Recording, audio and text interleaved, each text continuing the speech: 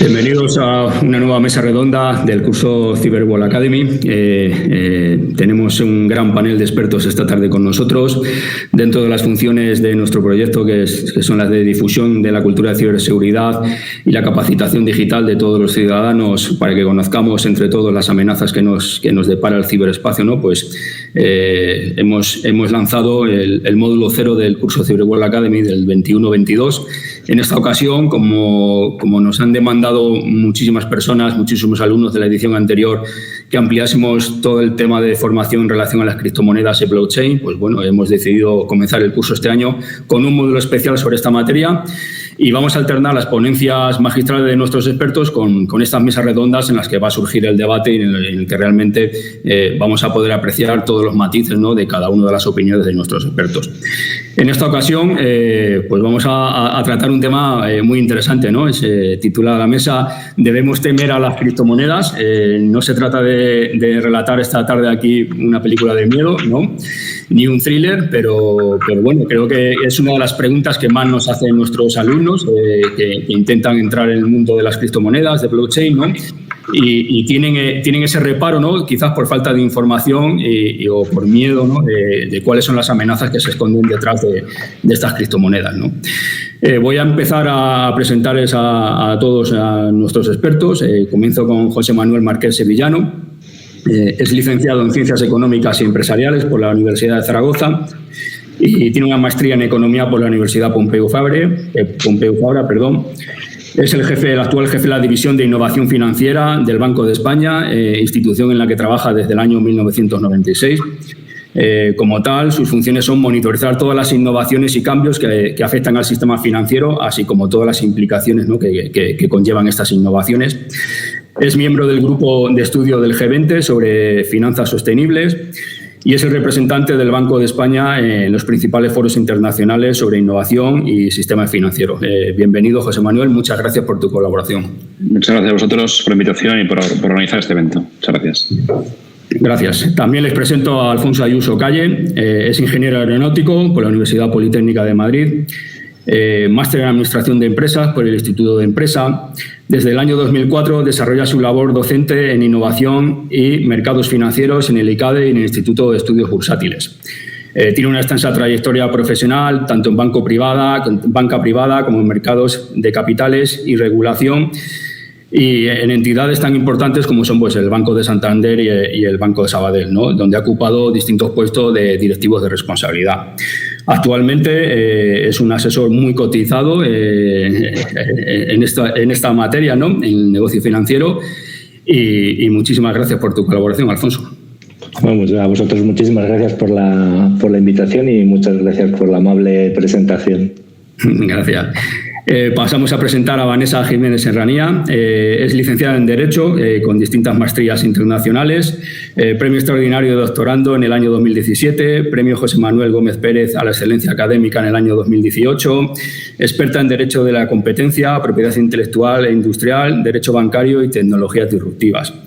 Es profesora en la Universidad Oberta de Cataluña y en distintas universidades, tanto europeas como latinoamericanas, y forma parte de distintos grupos de trabajo sobre la materia que nos ocupa. Buenas tardes y también muchísimas gracias, Vanessa.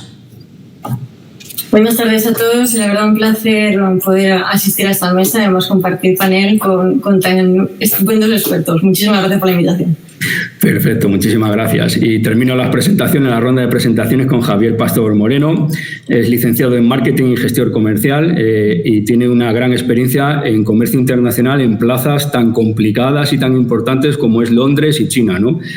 Un experto en el mercado asiático, y desde el año 2018 desarrolla su labor profesional en la empresa Bit2Me, del cual es el jefe del departamento comercial y de formación, ¿no?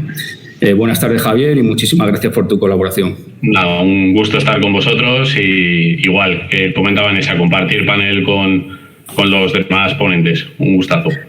Y ya que te tenemos a ti aquí, pues vamos a empezar contigo, si te parece, Javier, ¿vale? Nos hemos preguntado si debemos temer a las criptomonedas, y qué mejor manera de empezar, ¿no?, que nos expliques un poco lo que realmente nos tienen que ofrecer las criptomonedas, ¿no?, en esta sociedad del futuro aparentemente sin efectivo. Bueno, pues es una muy buena pregunta que seguro que se hace muchísima gente ahora mismo. Sí que existe mucho ruido alrededor del mundo de las cripto. Vemos información en los medios de comunicación y tenemos que ir filtrando, ¿no? Esa información, cómo llega y qué es valioso y qué no.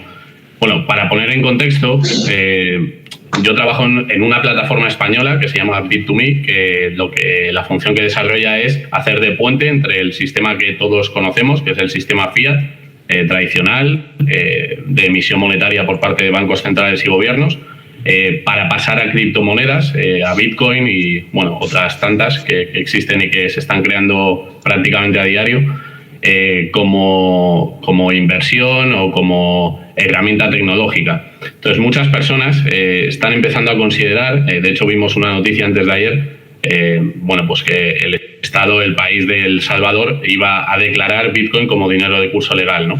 Entonces, muchas personas que están en este ecosistema desde hace 6, 8 o 10 años, la tecnología nació en el año 2009, ven a Bitcoin como un potencial dinero que se va a ir implantando, que se va a ir utilizando en mayor medida por parte de ciudadanos, por parte de empresas e incluso por parte de instituciones o países.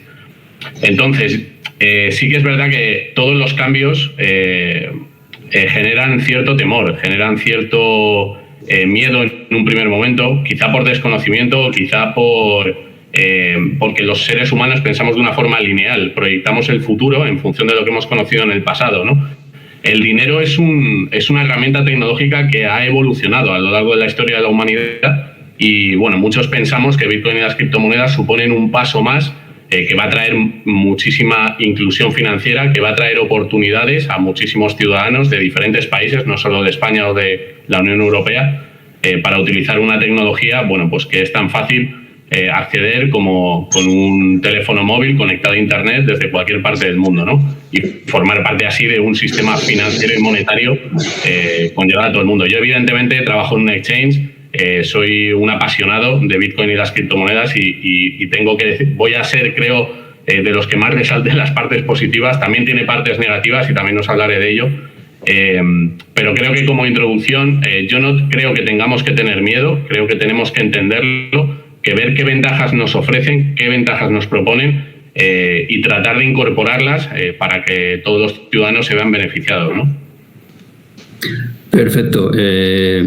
Estaba claro que tú ibas a ser un gran defensor de las criptomonedas, pero está muy bien que lo que acabas de comentar, ¿no? Que nos puedes hablar también de su lado oscuro, ¿no? De su parte más conflictiva o problemática, ¿no? Vanessa, ¿realmente nos dirigimos a un mundo sin bancos y sin efectivo? Bueno, en primer lugar, yo también, con Javier, soy una firme defensora de las criptomonedas y creo que las criptomonedas también tienen buena tirada, pero, y supongo que José Manuel estará bastante de acuerdo conmigo, que hay que tener mucho cuidado también cómo se trata el tema, sobre todo el tema de la regulación financiera de estos nuevos activos, ¿no? Respecto a la pregunta que me hacías sobre el tema de si los bancos van a desaparecer, pues yo creo que al menos de momento no. Todavía queda mucho para que los bancos desaparezcan en la intermediación y además es que hay que tener en cuenta también que, y esto es una cosa que también a nivel más divulgativo, más de calle, hay veces que tiene uno la impresión de que es que el sistema financiero actual es el demonio y las criptomonedas es pues lo que nos va a salvar la vida, ¿no? Y hay que tener un poquito, es como decía Javier, un poco más de ponderación o de moderación. Las criptomonedas tienen su parte negativa y su parte positiva, igual que el sistema bancario tradicional tiene una parte positiva y otra parte negativa. Bueno, vamos a decirlo así. Yo creo que de momento, sobre todo según van viendo la regulación financiera y según se van estableciendo sobre todo los stablecoins, no tanto las criptomonedas un poquito más volátiles, los bancos centrales van a ir perdiendo cierta relevancia y van a tener que ir también integrándose en los nuevos sistemas. Pero no creo que vayamos, y menos sobre todo teniendo en cuenta que esto supongo que luego lo debatiremos, así que lo dejo ahí lanzado para luego, sobre el tema también regulatorio de las criptomonedas, regulatorio del sistema financiero, y sobre todo del crédito. No creo que los bancos vayan a desaparecer, al menos en el corto plazo. Ahí lo dejo. Tienes razón en lo que comentas, ¿no? Muchas de las consultas que nos llegan a nosotros, a Policía Nacional, es el temor de esta materia, y siempre nos argumentan que, bueno, es que es algo que no está muy regulado, ¿no? Que realmente pues no está escrito en un papel, y entonces pues no nos atrevemos a hacer una inversión, ¿no? A cometer una inversión desde una empresa o desde un particular, ¿no?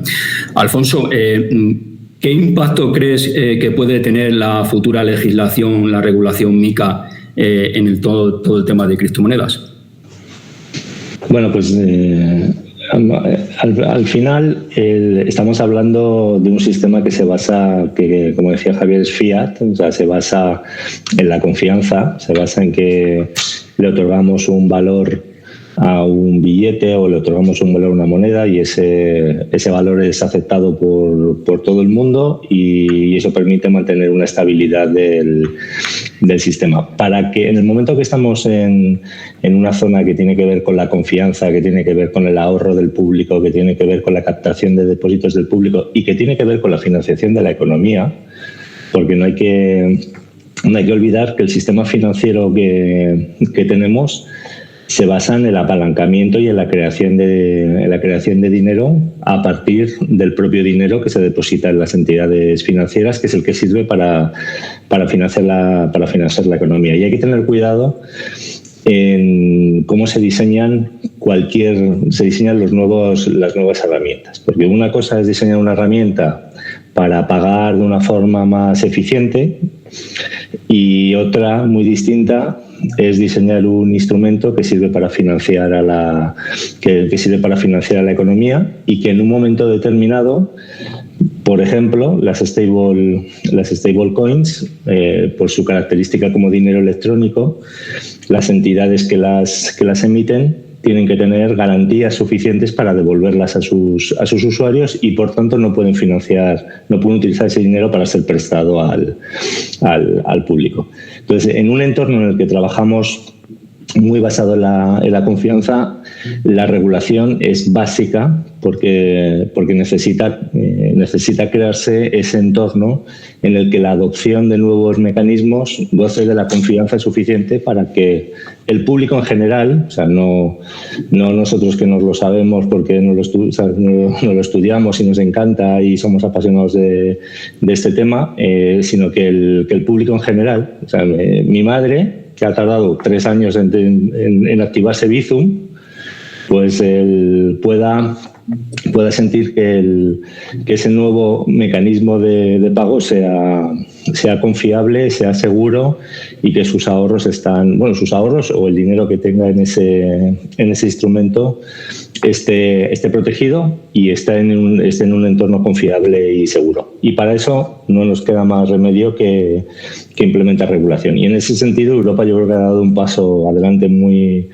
muy relevante al regular no solamente la emisión de tokens de dinero electrónico, que serían distintos de las criptomonedas descentralizadas en su sentido más puro, sino que además va a regular todos los servicios de criptoactivos, todos los servicios alrededor de los criptoactivos, con lo cual los servicios de compraventa, de asesoramiento, de custodia, ya sean emitidos por una entidad o sean descentralizados, como en el caso de Bitcoin, estarán sujetos a una nueva norma. En el momento que existe esa norma, se crearán nuevos servicios, habrá una supervisión estricta, y se puede prever que si los nuevos instrumentos generan valor para el ciudadano, su adopción va a ser mucho más masiva que en el momento actual en el que existen incertidumbres. Claro, creo que has dado la clave cuando has comentado lo del tema de los expertos, ¿no? Muchas veces esta materia se queda en el círculo de los expertos y no logra salir al resto del público, ¿no? Has puesto tú el ejemplo de tu madre y yo pongo el mismo, ¿no? Mi madre le pronuncio la palabra criptomonedas y solo con escuchar esa palabra ya, aunque no sepa lo que es, pero transmite una sensación oscura, ¿no? Entonces, nosotros siempre generalmente la mayoría de las veces cuando hablamos de criptomonedas siempre lo relacionamos pues con el famoso ransomware, el pago de los rescates, ¿no? O con el mercado oscuro, con la darknet. Entonces, pues claro, posiblemente esa sea la concepción que tengan también los ciudadanos fuera del ámbito de este círculo de expertos, ¿no? Tal vez, José Manuel, si no lo llamamos criptomonedas o lo lo nombramos como divisa digital, ¿podría suscitar mayor confianza? ¿Puede ser ese el camino de los bancos centrales? Bueno, puede ser el camino de los bancos centrales. Por resumir un poco lo que se ha venido diciendo, ¿no? O sea, estamos ante un mundo en el cual hay un montón de innovación, sobre todo en el terreno de pagos, pero también en otros ámbitos del sistema financiero. Esta innovación inicialmente pues, entra en terrenos no regulados, como decía Alfonso, pues progresivamente se va regulando y se va haciendo que sea una innovación segura y que no afecte a la estabilidad financiera, pero adicionalmente produce otra reacción por parte de los bancos centrales que al final tenemos encomendada la estabilidad y el funcionamiento eficiente de una cosa tan importante para que funcione la economía tal y como la concebimos como es el sistema de pagos. Y entonces también nos lleva al desafío de estar preparados para lo que pueda venir. Y en ese sentido, y esto tiene un poco que ver con lo que decía Vanessa en su intervención, en este sentido pues nos adentramos en revisar si las infraestructuras que tenemos son adecuadas o no para convivir con lo que viene. Y ahí es donde entra la posibilidad de emitir dinero digital por parte del Banco Central. Por resumiros y por clarificar y ser lo más esquemático y pedagógico posible, lo que diferencia las criptomonedas del dinero digital de banca central. En primer lugar, el emisor. El emisor en una moneda no está definido, muchas veces viene determinado por un algoritmo, por una regla matemática o por la comunidad en su conjunto. En el caso de la moneda digital del Banco Central es el Banco Central, que con los criterios tradicionales, es decir, en función de cómo evoluciona la economía, de los objetivos definidos en su mandato de inflación y crecimiento, determina cómo crece el dinero en circulación, entre los cuales está el denominado en efectivo o el denominado en moneda digital. Sería exactamente lo mismo. Por tanto, esta moneda digital es un pasivo del Banco Central. Es lo mismo que el efectivo. Responde el Banco Central ante él. En el caso de la criptomoneda no queda claro quién responde. Se emite y se basa en la confianza en ese activo que se utiliza como intercambio, pero no hay un país, no hay nada detrás que responda por él. Adicionalmente, y como ocurre con el efectivo, tiene que ser aceptación legal en todos los pagos. En el caso de las criptomonedas, salvo algunas excepciones como El Salvador, que ha declarado su intención de aceptarlo, y algún país africano que también mostró intenciones en este sentido, en la mayoría de los casos no es de aceptación de curso legal. Esto quiere decir que de modo voluntario se puede aceptar por entre las partes, pero no hay obligación de que se deba aceptar como medio de pago. A nivel tecnológico, pues la mayoría de las criptomonedas se suelen basar en registros distribuidos, en blockchain y en criptografía. En el caso de monedas digitales del Banco Central, que están en estudio en la mayoría de los casos, no sé, en algún caso está un poquito más avanzado, hay casos en los que se piensa en blockchain o en registros distribuidos. Se suele utilizar casi siempre criptografía, pero no siempre se utiliza registros distribuidos. Hay casos de uso centralizado. Y esto tiene que ver con una característica muy importante que tienen que mantener estas monedas digitales, y es lo que llamamos escalabilidad, la posibilidad de hacer muchas transacciones y que puedan ser utilizadas por un gran número de personas. En el caso de las criptomonedas se suelen plantear como instrumentos de uso en entornos muy concretos, con un volumen de transacciones que pueden ser gestionados porque hay que validar con unos algoritmos concretos, con un método de consenso, y que permiten un procesamiento pues, no sé, de X transacciones por minuto o cientos o miles de transacciones por segundo. En el caso de las monedas digitales del Banco Central, para que os hagáis una idea, en China, que es donde más avanzado va una de las iniciativas que hay en curso, han descartado el uso de registros distribuidos porque la tecnología no permite el objetivo que ellos tienen de transacciones que debería tener un pago digital, que son del entorno de 300.000 transacciones por segundo. Esa cantidad de transacciones está muy lejos de lo que permite tecnologías disruptivas como el blockchain. La regulación que ha comentado Alfonso, pues en el caso de las criptomonedas, se está haciendo una adaptación, está haciendo un desarrollo de la regulación cuando se han desarrollado ya las criptomonedas y está viendo cómo se regula, y probablemente hará un proceso de adaptación. En el caso de la moneda digital del Banco Central, el planteamiento es lo contrario, es cumpliendo con toda la regulación vigente, porque no puede ser de otra manera con un medio de pago emitido por las autoridades, y haciendo, por ejemplo, un énfasis especial en un aspecto que el público nos dice, como la privacidad. Vamos a ver cómo se diseñan estas monedas digitales que cumplan de modo ex ante, de modo previo, con toda la legislación vigente. Y por último, y quizá lo más importante, son los usos. Pues aquí depende. En criptomonedas tenemos usos como Bitcoin, donde ponen el foco en pagar de modo descentralizado, donde no haya nadie que controle el consenso. Casos como Ethereum, por ejemplo, donde se hace un énfasis en que los pagos se puedan programar y se puedan hacer cosas de modo automatizado, de modo digital.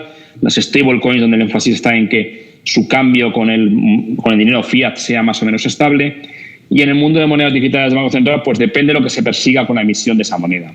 Hay casos donde el foco se pone en ganar eficiencia en sistemas tradicionales o, por ejemplo, ganar eficiencia en pagos transfronterizos, que en la actualidad es uno de los áreas de pagos donde hay más fricciones y más costes. Hay casos donde se pone el énfasis en la programabilidad, casos donde el foco se pone en llegar a colectivos o llegar a islas donde es más difícil hacerles llegar el medio de pago y hacer pagos de modo offline con este tipo de soluciones. Depende un poco lo que el país esté persiguiendo y lo que el área esté persiguiendo.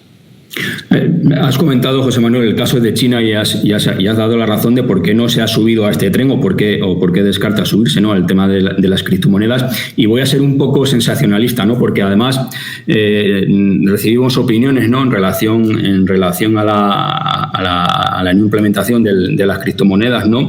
Y siempre nos ponen el caso de China, ¿no? Es que China es un estado, es una forma política un poco especial, ¿no? Entonces los bancos centrales no quieren subirse a esta nueva tecnología disruptiva porque no quieren perder su negocio, ¿no? Siempre argumentan esta razón, ¿no? ¿Cómo un banco central puede argumentar o en contra de esta opinión un poco extendida entre las personas que no conocen realmente esta tecnología? Bueno, en el caso de China, esto es una interpretación puramente subjetiva, es decir, obviamente es un Estado con es una economía con unos valores diferentes de las occidentales, medios de pago donde la trazabilidad y donde el control y donde conocer para qué se están haciendo no es completamente seguro o no se puede identificar claramente, pues, temas como blanqueo de dinero o pagos ilícitos, pues les preocupan enormemente, pero el motivo, eso probablemente el motivo por el cual prohíben y por el cual persiguen cualquier uso de criptomonedas. Bueno, pues se puede estar de acuerdo o no. Lógicamente los valores en la economía china son distintos del mundo occidental. El motivo por el que promueven el renminbi digital es muy idiosincrático de ellos. Es decir, es una economía que pasa de un sistema financiero muy rudimentario, mucho menos desarrollado que el de los sistemas de pagos que tenemos en el eurosistema, por ejemplo, a un sistema de pagos completamente digital, pero controlado básicamente por dos grandes Big Tech, que son Alipay y WeChat. Y básicamente se encuentran con que prácticamente los pagos, que suele ser una función, porque es un bien público, suele ser una función en la cual las autoridades tienen un control, garantizan su estabilidad, garantizan que se puedan desarrollar aplicaciones en régimen de competencia, etcétera, están en control de dos empresas. Por tanto, prácticamente un monopolio donde en manos de estas dos grandes empresas pues se pueden tomar todas las decisiones. En este sentido, promueven una solución de pagos digital emitida por el Estado sobre la cual se puedan desarrollar soluciones de pagos no solamente por estas dos empresas, sino por muchos más participantes en el mercado. Con lo cual, lo que persiguen es más competencia en el sistema de pagos para beneficio de toda la sociedad. La prohibición de las criptomonedas, yo más que por competir con la parte del Estado, yo creo que tiene que ver con los temas de privacidad y con los temas de que sea algo opaco completamente para las autoridades, que es algo que les incomoda tremendamente a las autoridades chinas. Javier, ¿aspirarían las empresas a ser los nuevos bancos centrales? Voy a cambiar el sentido de la pregunta. Bueno, yo creo que no, que justamente lo que las criptomonedas proponen es que la confianza no se deposite en una institución concreta, en una entidad, sino que gracias a las matemáticas, a la criptografía, a la comunicación, a utilizar Internet de forma descentralizada, podamos confiar todos en todos sin necesidad de un intermediario o de un emisor centralizado, ¿no? Creo que eso es lo que vienen a proponer las criptomonedas. Y respecto a la pregunta que comentas de que si una empresa sustituiría o haría el papel de banco central, yo creo que no. Nosotros, cuando los usuarios empiezan a interactuar con las criptomonedas, les animamos y les invitamos a que aprendan qué ventajas tiene, ¿no?, utilizar esta tecnología. Y una de ellas es que pueden ser ellos quienes custodien su dinero, ¿no?, o lo que ellos entienden como dinero. Entonces, ¿qué ventaja tiene eso? Bueno, pues que no dependo de nadie para hacer una transferencia, si quiero, a Latinoamérica o a Asia o a Estados Unidos, que lo puedo hacer como envío un mensaje de WhatsApp de forma instantánea y prácticamente gratuita. Entonces, eso sí que es verdad que choca un poco con el sistema actual a nivel, sobre todo regulatorio, yo creo también, porque bueno, el dinero está muy regulado, luego ya es opinión o debate que se puede generar si mucho o poco o si está bien o mal, Las criptomonedas, insisto, yo creo que hay que entender que el respaldo que deposita la gente en el sistema de Bitcoin, concretamente, es porque saben qué emisión monetaria va a existir hasta el año 2140. Podemos conocer cuántas unidades hay en cada minuto, cuántas se van a emitir la semana que viene. Y creo que el sistema tradicional que hemos conocido, bueno, pues tiene cosas muy buenas, evidentemente, pero no es tan predecible. Quizá aquí en Europa o en Estados Unidos no sea el caso, pero si vamos a países como Venezuela o Argentina o Turquía, bueno, pues vemos que la situación es distinta. Entonces creo que las criptomonedas quizás no sea una solución para todos los países a día de hoy, pero sí que creo que la geografía y la situación geopolítica que hay en determinados lugares del mundo lo hace una tecnología muy, muy atractiva. De hecho, El Salvador, si ha dado este paso, es más que nada pues por tener esa alternativa monetaria que nadie, ni Estados Unidos ni ningún otro país, puede imponer, ¿no? Entonces, bueno, son conceptos disruptivos, conceptos que chocan con lo que hemos conocido como dinero, y yo lo entiendo, pero creo que también tenemos que resaltar y... sí, o sea, habéis comentado también el tema de la opacidad. A mí lo que me gusta también de Bitcoin y de las criptomonedas es que son, bueno, en el caso de Bitcoin es seudónimo, pero la transparencia desde mi punto de vista es absoluta, porque tú puedes ir en cualquier momento a la blockchain y ver las transacciones a tiempo real que se están produciendo, ¿no? Y eso creo que también es importante a la hora de dar seguridad y garantía de que ese sistema monetario es fiable y funciona y es seguro. Entonces, bueno, son muchos temas que hay que tocar. Y Vanessa, ¿cuál crees tú entonces que es el lado negativo de las criptomonedas? ¿Cuáles serían? Si me permites una segunda parte de contestar dos comentarios de José Manuel y otro a Javier. Es muy interesante lo que han dicho ambos. Un poco para completar lo que ha dicho José Manuel, va un poquito en la misma línea. Yo creo que, a ver, los bancos centrales a priori no son reacios en su momento, cuando sea, a adoptar una moneda digital, una moneda digital propia. Más que nada porque, por ejemplo, el Banco Central Europeo está planteándoselo, es una de las opciones que se están barajando, pero sí es necesario. O sea, es que es una cuestión también de optimización de recursos. O sea, nosotros tenemos en Europa, que eso a veces también no se sabe o no se olvida, tenemos el SEPA, que es un sistema que funciona bastante bien para las transacciones. En transacciones transfronterizas, el problema a lo mejor también en la rapidez de la transacción viene por todo el clearance que tiene que hacer en regulación, etcétera, etcétera, el tema del blanqueo de capitales y demás.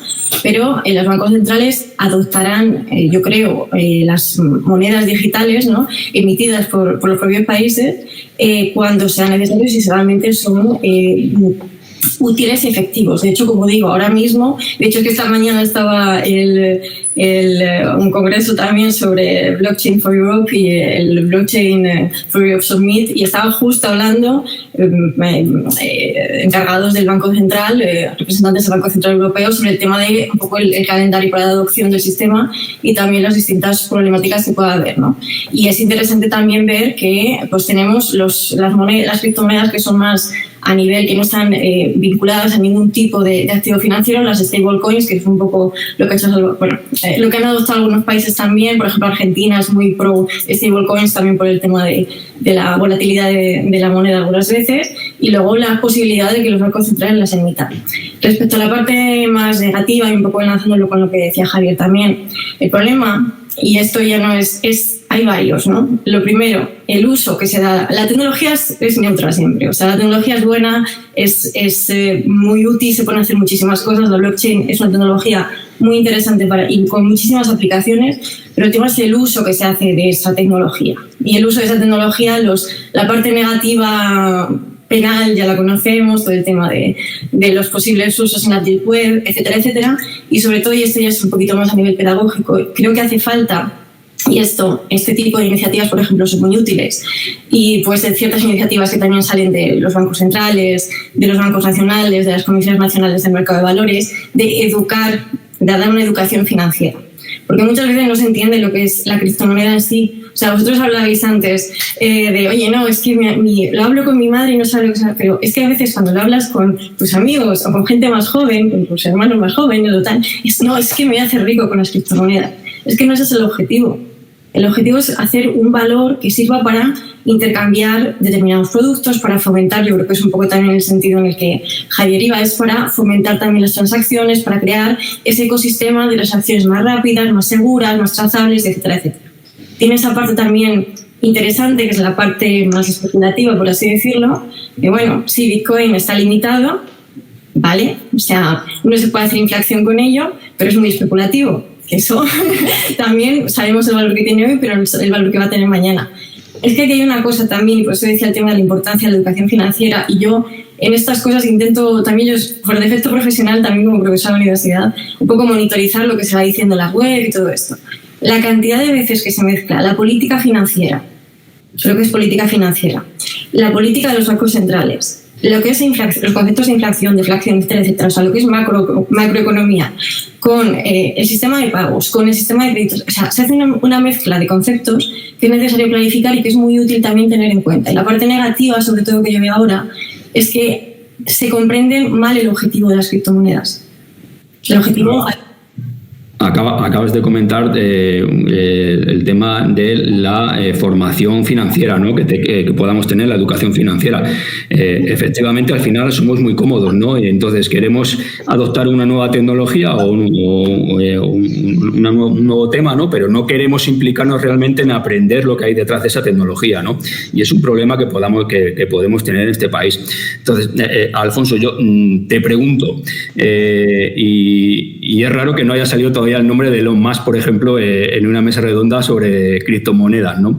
Teniendo en cuenta las noticias que siempre vemos en prensa, que suelen ser aportando el aspecto negativo, ¿no? De las criptomonedas, como puede ser Elon Musk cuelga un tuit y baja un 25% la cotización del Bitcoin, o China se baja del tren y baja otro 50%, etcétera, etcétera.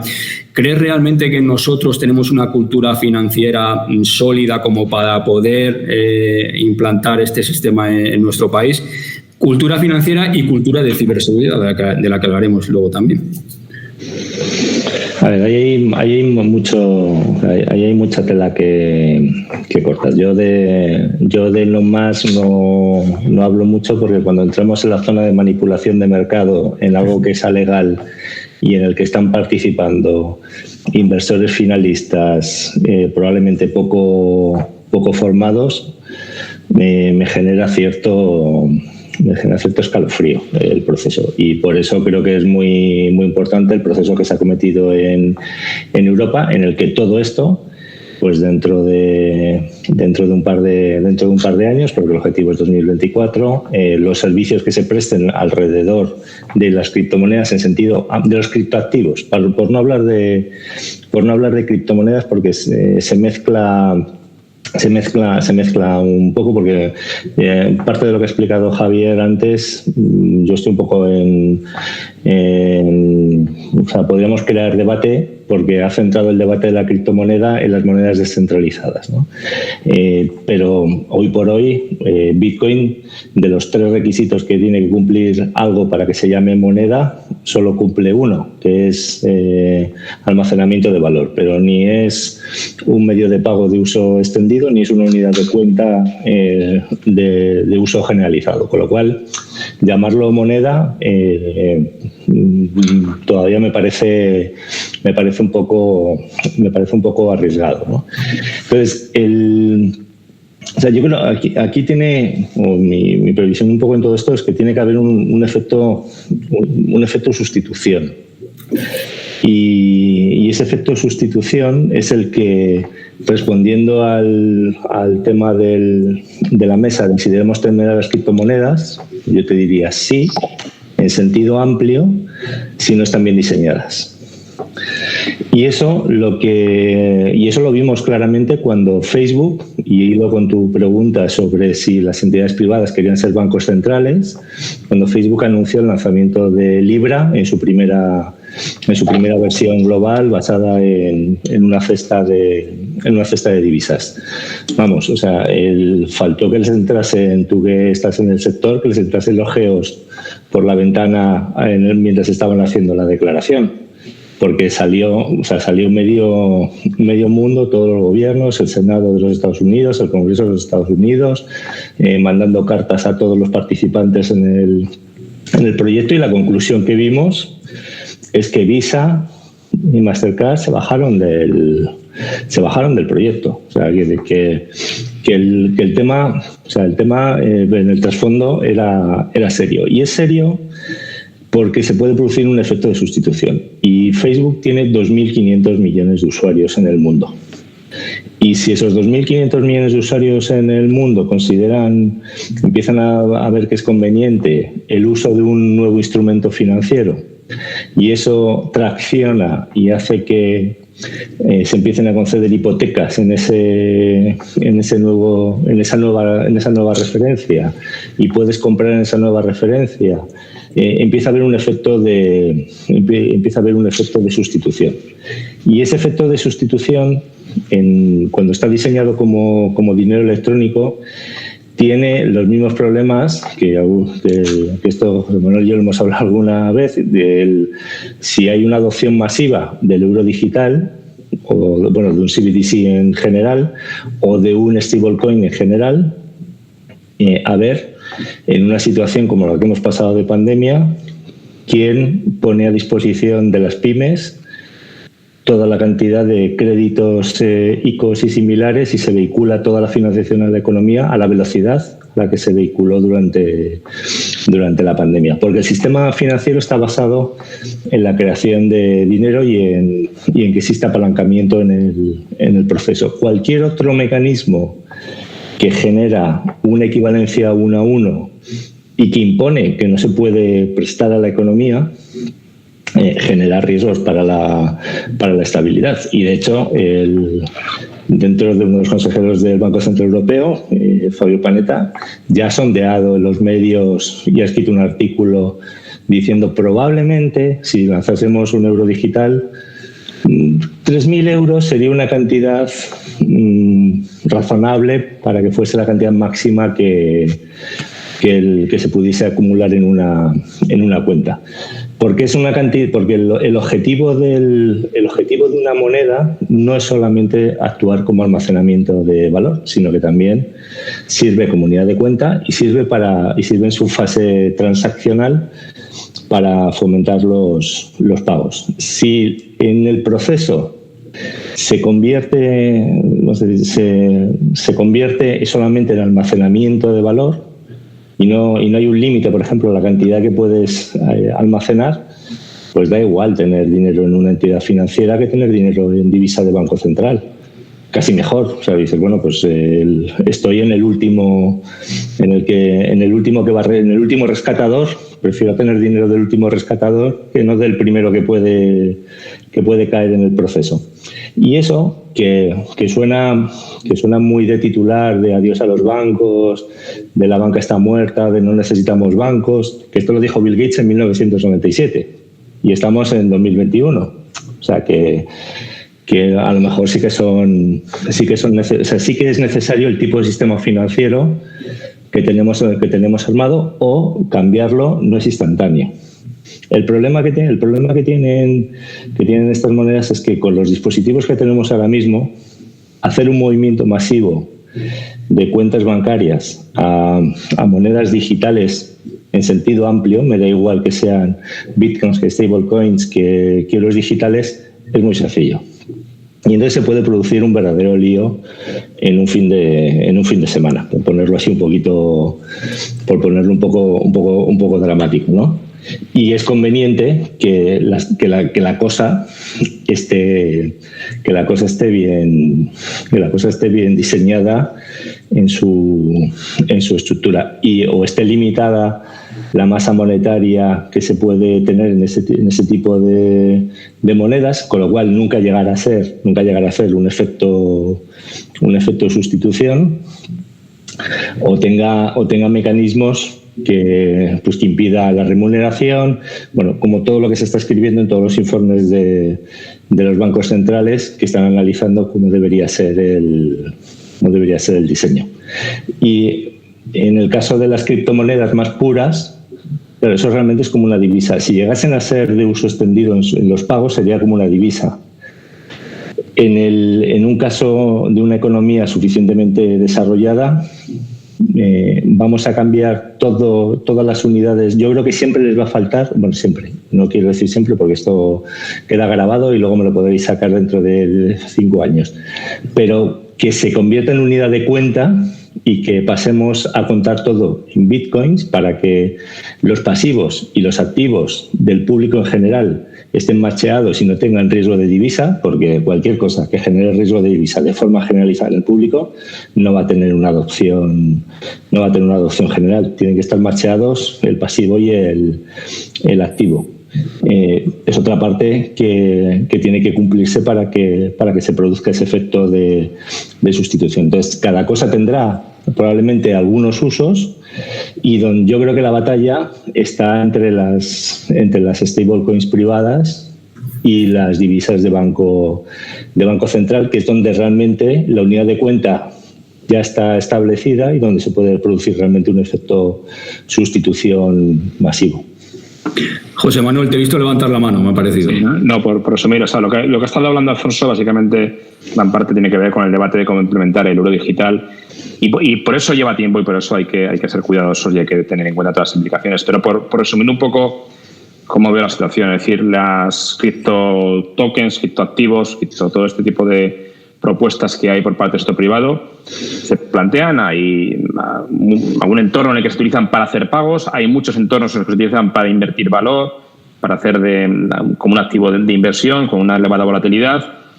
Entre medio de todo este debate, donde en gran parte de los países no está regulado, en algunos los prohíben por el hecho de la opacidad que creen que hay, como el caso de China, viene la propuesta de las stablecoins, donde gracias a que estabilizas ese valor pueden servir como medio de pago, y lo que se plantea a nivel general, lo tenemos en Europa, pero también está en Estados Unidos, está siendo incipiente, lo que se plantea es, bueno, voy a regular esto porque realmente hay una serie de valores que en lo que serían los medios de pago, los sistemas de pagos, que es una parte, como he dicho, clave de la economía, quiero que se preserven.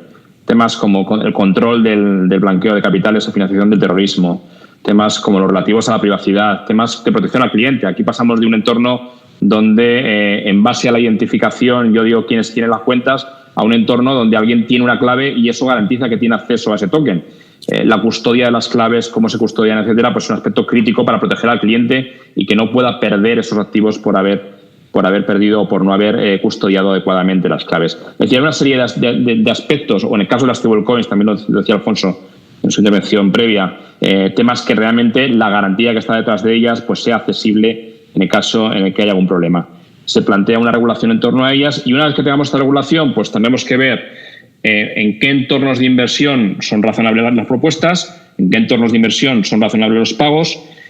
En algunos de ellos, además de cumplir con la regulación, habrá limitaciones técnicas, lo que comentaba antes, es decir, no hay ningún registro distribuido en la actualidad que sea capaz de gestionar, por lo que necesitaría China, 300.000 transacciones por segundo. Eso, pues no hay una tecnología capaz de hacerla con un método de consenso descentralizado. Es completamente imposible.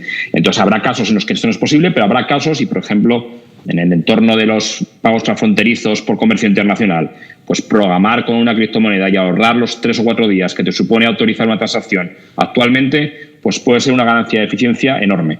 Habrá casos donde tengan todo el sentido del mundo. Entre tanto, el pequeño consumidor, pues bueno, pues tiene que ver lo que se va exigiendo la regulación, tiene que tener en cuenta que en la mayoría de los casos, como es el caso actual en España, no hay una normativa que le proteja. Es un entorno, no va a poner ninguna comparativa para no crear ningún malentendido, pero es un entorno donde no hay una protección clara. Es verdad que la directiva de blanqueo ahora exige a los medios de exchange, esto Javier lo sabrá bien, exige ciertos requerimientos. Es verdad que en el tema de la publicidad a la CNMV se le da ahora cierta competencia para regular la publicidad que se hace, y es verdad que hay una propuesta de reglamento en Europa que va a regular muchos aspectos. Tiene que ir viendo lo que se va exigiendo, lo que se va regulando para ver qué garantías hay, y luego pues habrá unas cosas que tienen más sentido desde el punto de vista técnico y de cumplimiento normativo, y otras que no tendrán sentido y donde no habrá un desarrollo tan grande como el que se puede esperar. Esto es un poco como vemos la discusión, independientemente de la evolución que hagamos por parte de los bancos centrales. Javier, ¿alguna alusión? Bueno, a ver, a mí este tema en general me apasiona, porque creo que para entender bien las criptomonedas y Bitcoin, bueno, pues tienes que estudiar historia, tienes que estudiar economía, filosofía y un montón de cuestiones, ¿no? Que te llevan un poco a entender pues el mundo del dinero. A mí es algo que me encanta. Trato de estar al día de todo lo que está sucediendo, de la deuda de los estados, de cómo se financian los estados, de cómo funciona todo un poco, ¿no? Entonces, eso yo creo que durante el siglo XX nos ha llevado, bueno, pues a vivir el mejor siglo de la humanidad, probablemente, porque es el mejor sistema que habíamos conocido. Quizá el oro también trajo muchísima prosperidad. Creo que existe en el mundo, yo lo pienso, una necesidad de poder atesorar valor y riqueza en el tiempo sin que una tercera parte interfiera en la capacidad que como individuo tenemos cada uno de decidir lo que queremos atesorar y lo que no. Creo que Bitcoin cumple esa función de manera extraordinaria, que es un activo inimitable en el mundo, imposible de replicar. Creo que entiendo perfectamente la cuestión de la estabilidad financiera por parte de estados y bancos centrales en cuanto a la preocupación de la emisión monetaria o la implementación de una CBDC, la regulación que tiene que existir, el uso delictivo, que comentaba también Vanessa, pero yo creo que el bien que puede hacer que exista un activo como este en una situación de pandemia como la que vivimos, de expansión monetaria como nunca antes habíamos visto del dinero que hemos conocido todos, tener esa opción, no que sea algo... no lo veo como algo negativo, todo lo contrario. Creo que hace un poco de balanza, de equilibrio entre lo que quizá no por ningún fin malvado ni nada por el estilo, sino porque es la necesidad, porque los bancos centrales yo los considero, bueno, pues conductores de la economía que hemos conocido, con un modelo financiero que es el que todos utilizamos y que tienen que tomar decisiones, subir, bajar tipos de interés, emitir deuda, etcétera, o emitir moneda, y que exista una alternativa monetaria que además utiliza Internet, que es una plataforma que nos conecta a todos, con una emisión basada en matemáticas y criptografía. Yo creo que cada vez más personas, no en España, en Europa, en todo el mundo, van a ver como algo atractivo y que tenga esa independencia y esa neutralidad política también. Creo que va a ser muy interesante, ¿no?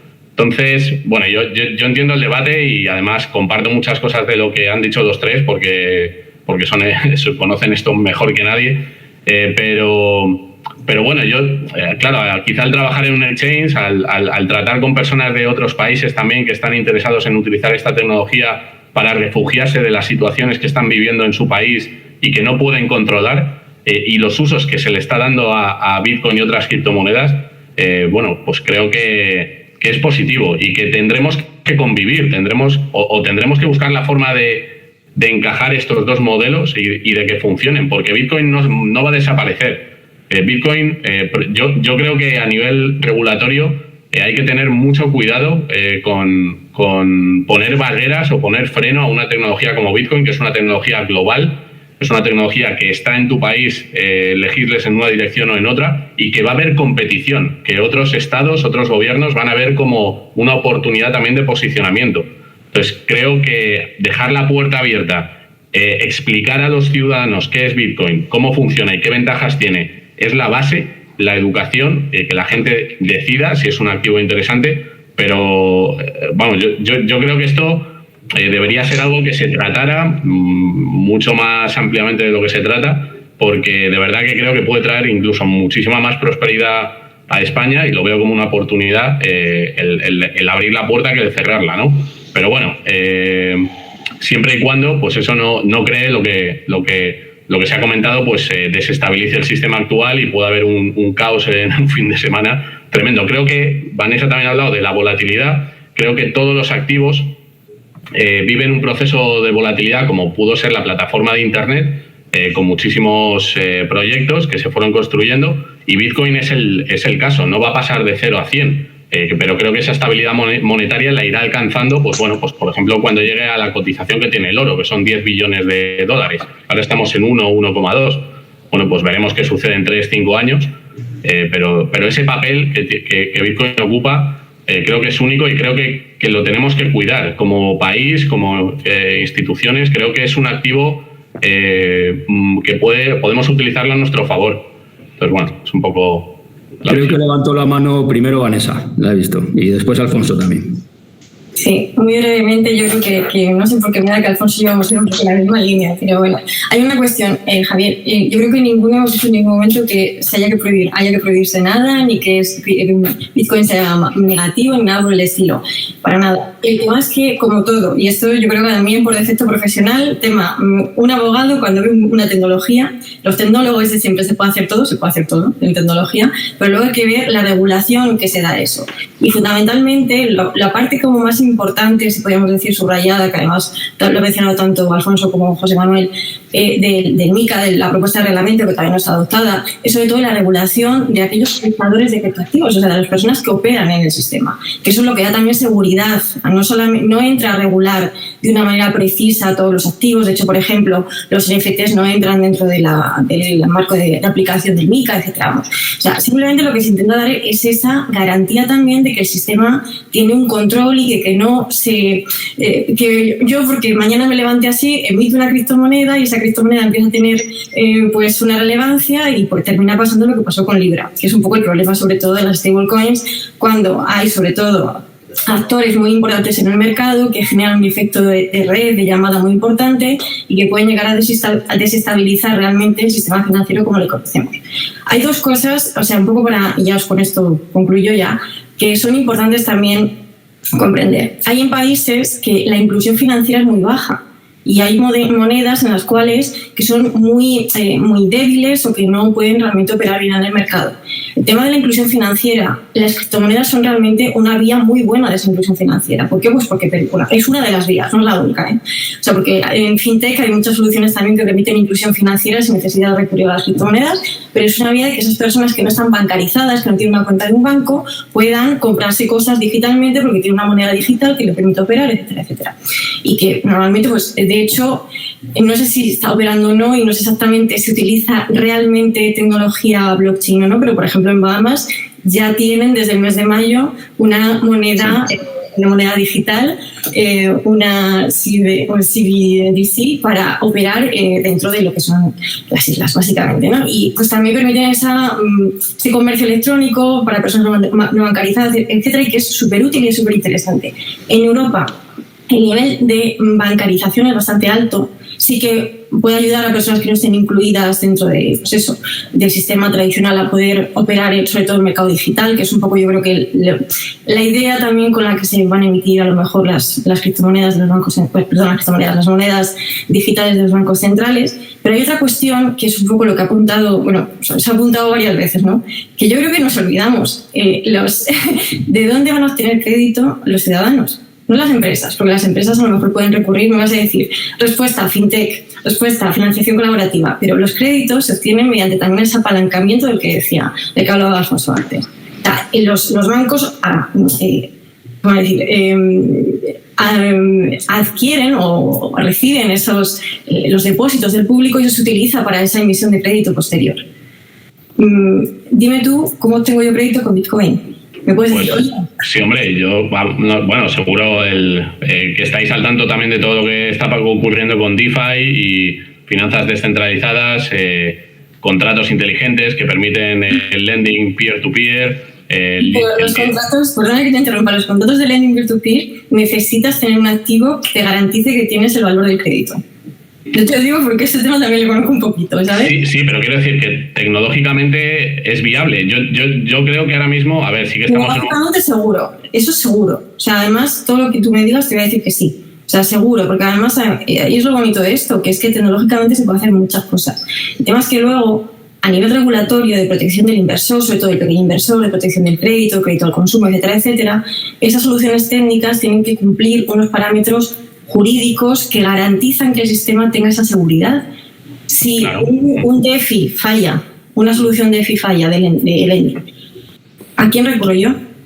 ¿Quién me garantiza ese crédito?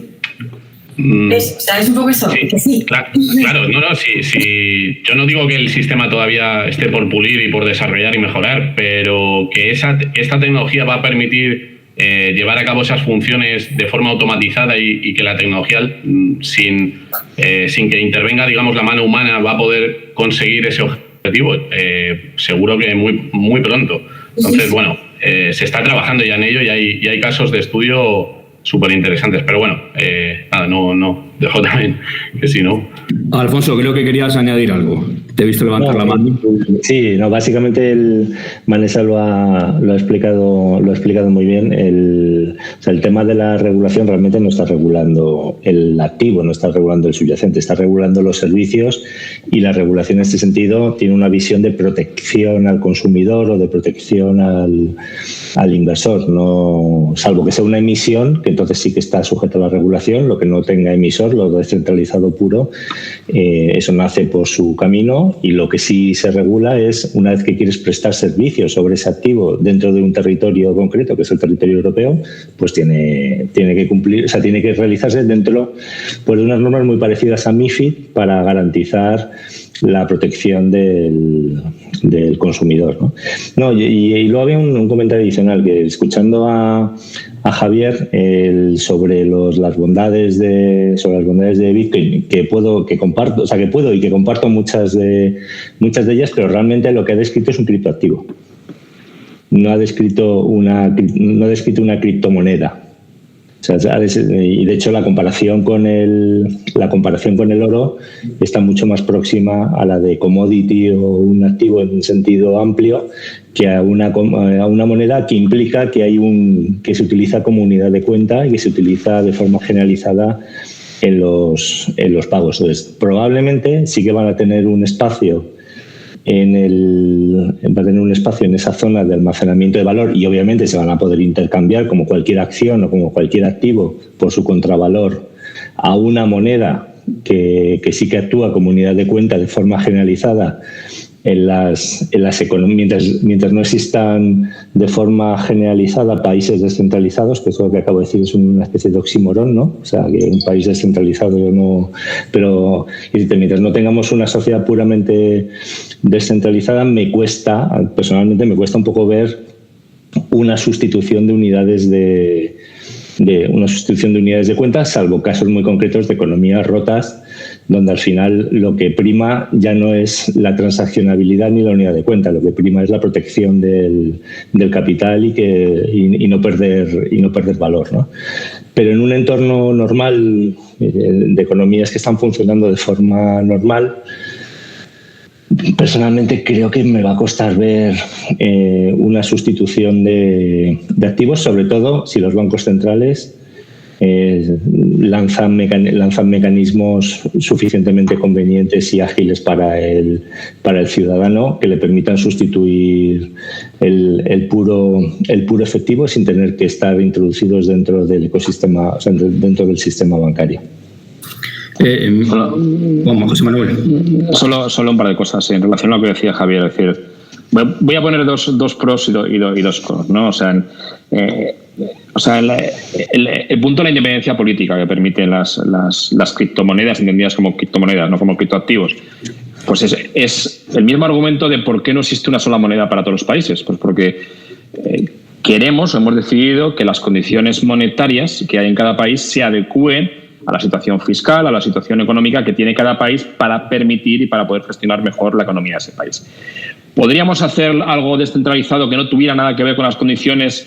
Se podría hacer, pero probablemente unos países acabarían determinando cuál es el flujo, el uso de esa masa monetaria, y otros pues sufrirían o irían en función de lo que acababan determinando estos países. Es un poco la experiencia que reveló el patrón oro cuando había un país que claramente era el que acababa determinando un poco las condiciones monetarias y el resto se adaptaban. Entonces, por ahí veo dificultades en pensar en un mundo al final donde tengamos una serie de activos de pago comunes para todos y completamente descentralizados. En cuanto a las barreras o frenos y que intentemos pararlo, no se intenta frenar nada claramente. Lo único que se intenta es imponer una serie de valores que queremos que se mantenga, como la protección al consumidor, como el perseguir el blanqueo de capitales, etcétera.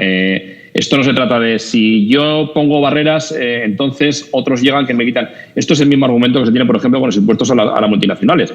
No le pongo impuestos porque si no se me va la actividad a otro sitio, y al final veo una serie de valores que tengo que preservar por el bien común, y suele haber acciones coordinadas para que no haya efectivamente esas escapatorias o esos arbitrajes entre países. En el caso de Europa, la coordinación viene a través de reglamento que se está discutiendo, pero en el caso, por ejemplo, del tema de blanqueo, viene por normativa que se discute a nivel de G20 y Junta de Estabilidad Financiera, e intento que esa serie de valores se preserve. Entonces, no es tanto para frenar esto, sino para que se adecúen a los valores que como sociedad acabamos definiendo.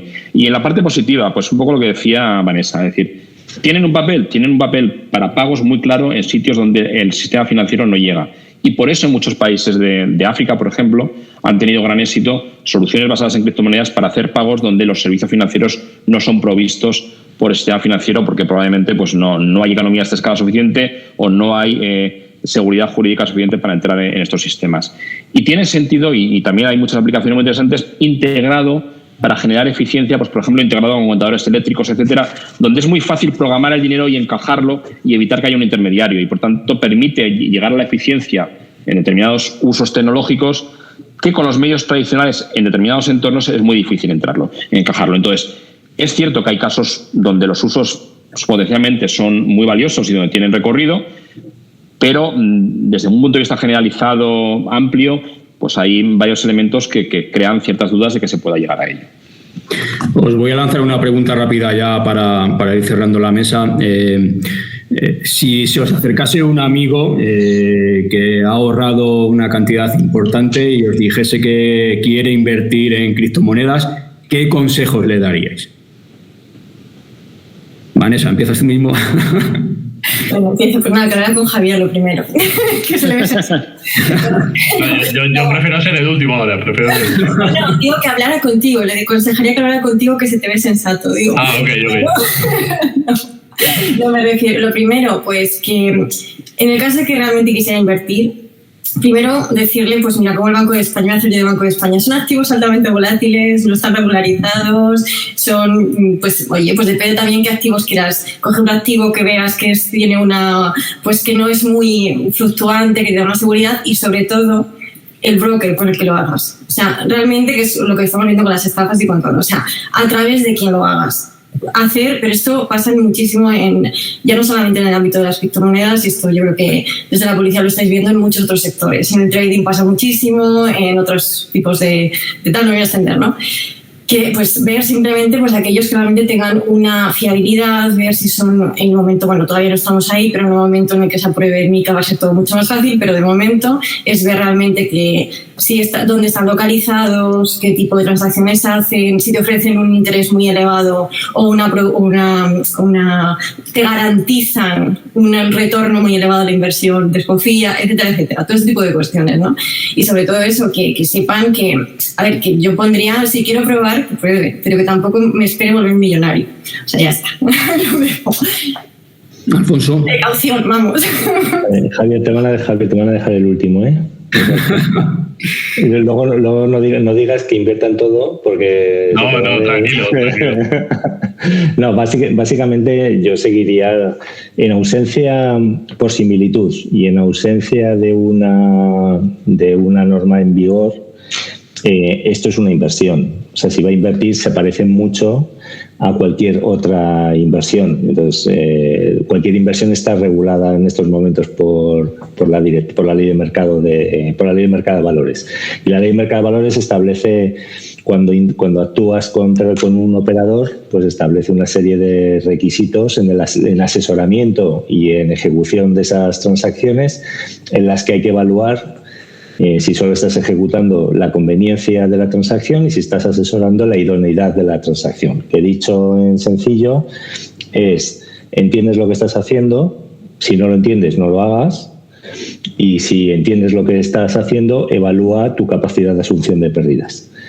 Y más en este caso, con las volatilidades tan extremas que tiene, pues la recomendación más sencilla es: de todo lo que pensabas invertir, pues utiliza un 5% o un 10% nada más, que es lo que, o de tu patrimonio total, no superes un 5, máximo un 10% de ese patrimonio que vas a invertir, porque puedes perderlo todo, por hacer una regla mnemotécnica muy, muy sencilla. Pero eso cada persona tiene que evaluar su capacidad de asunción de pérdidas, sus necesidades a corto plazo, sus necesidades a largo plazo y si entiende o no entiende la inversión y si es idónea para su cartera de inversión. Pero en cualquier caso que sea un porcentaje muy pequeño del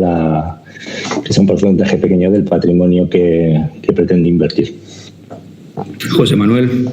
Pues un poco en el sentido de Alfonso y Vanessa. Es decir, primero hay que ser consciente de los riesgos y el tipo de marco que tienen en el país en el que estás invirtiendo. Para esto, pues, haciendo propaganda, pues yo miraría los 2 comunicados conjuntos que hay en relación a criptoactivos y criptomonedas por parte del Banco de España y la CNMV, uno más reciente y otro hace un par de años.